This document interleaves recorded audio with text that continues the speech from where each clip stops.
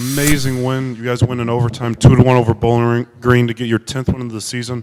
What was the thing most impressive to you tonight in this win? Well, I thought, like in the first period, we looked like we were in quicksand. We looked slow, we looked sluggish, we got beat to every puck. I thought Logan Stein was great the whole game, but he really gave us a chance in the first period. Like I think at one point shots were 8-0 for them, and we didn't start the game on time. And I was kind of confused at why we looked so slow and tired. And Dave Sensor, our strength coach, said he thought that was the effects of our long trip last weekend to Bemidji, and that it just was a long trip, and it maybe manifested today more so than yesterday when I thought we actually played with a lot more energy, certainly early on. But then we fought through it.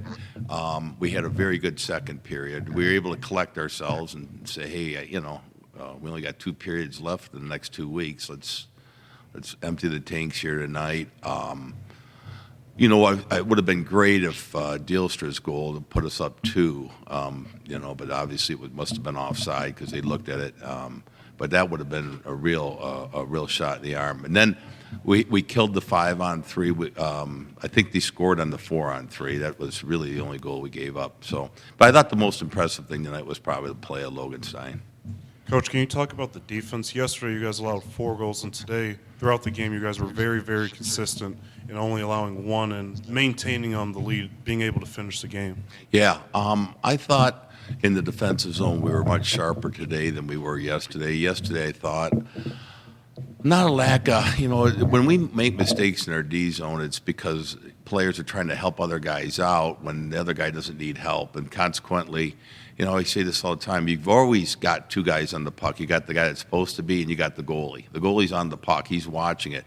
So the problem is where the issues lie is the players away from the puck. And if you leave your guy to help somebody else out, now we have 3 players on 1 puck, and that's no good. So you just do your own job. Let the one guy handle his job. If he doesn't, that's why we got a goalie. He'll stop the shot most often if you can look at it. But if he's got to try to play a backdoor pass on an open guy, well, that's a layup and no good.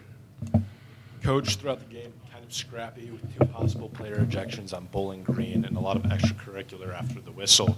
What are your thoughts on that? Yeah, it was chippy. It was no question about it. It was chippy, and there was bad blood, if you will. I don't know. It just seemed to take on that type of tone.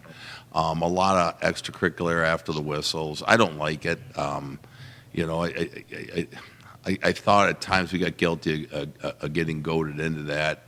We talked between second and third. Winning's hard, and if you got to take a stick to the head or whatever without retaliating, without getting mixed up in it. But I thought the more we got mixed up in that stuff, the more we got off our game. So I prefer that we didn't get involved in that. It just kind of makes for to me, a slow, long game where you lose the action because every whistle is pushing and shoving and that sort of nonsense. Thank you, Coach. Mm-hmm.